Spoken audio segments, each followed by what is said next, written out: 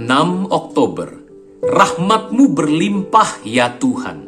Hidupkanlah aku sesuai dengan hukum-hukum-Mu. Mazmur 119 ayat 156. Semakin kita berpegang pada firman Allah sebagai aturan hidup maupun pedoman, semakin pasti kelepasan kita. Kristus adalah penasehat umatnya, penebus mereka.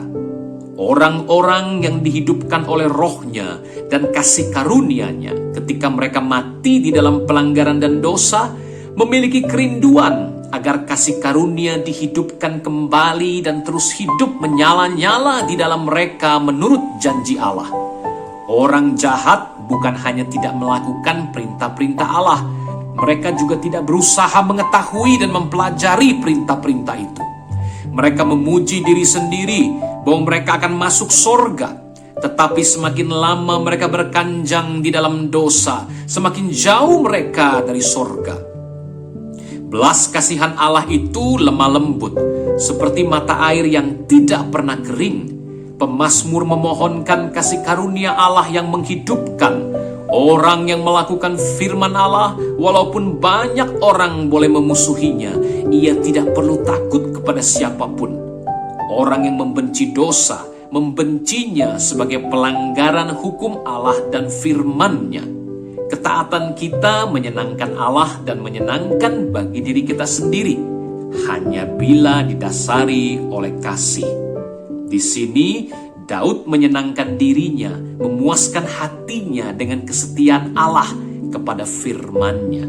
Karena itu, ia boleh membesarkan hati dan hati orang lain untuk juga bersandar dan menikmati sukacita dari perenungan firman Allah. Firman Allah tidak pernah gagal, pasti digenapi. Firman Allah selalu benar sejak mulanya. Sejak Allah mulai menyatakan dirinya kepada manusia, semua yang dikatakannya benar dan dapat dipercaya. Sejak mulanya, gereja dibangun di atas batu karang ini. Gereja menjadi kokoh bukan karena berjalannya waktu, seperti halnya banyak pemerintahan di bumi. Di sepanjang zaman, semua orang yang menerima perkataan Allah dengan iman dan kasih akan mendapati bahwa setiap firman Allah pasti digenapi. Bapa, terima kasih untuk keyakinan yang Kau tambah-tambahkan, iman yang Kau tambah-tambahkan kepada firman-Mu.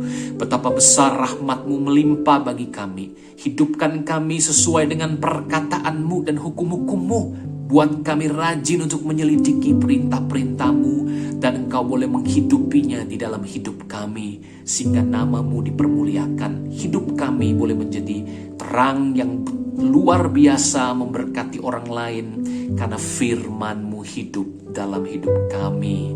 Dalam nama Tuhan Yesus kami berdoa.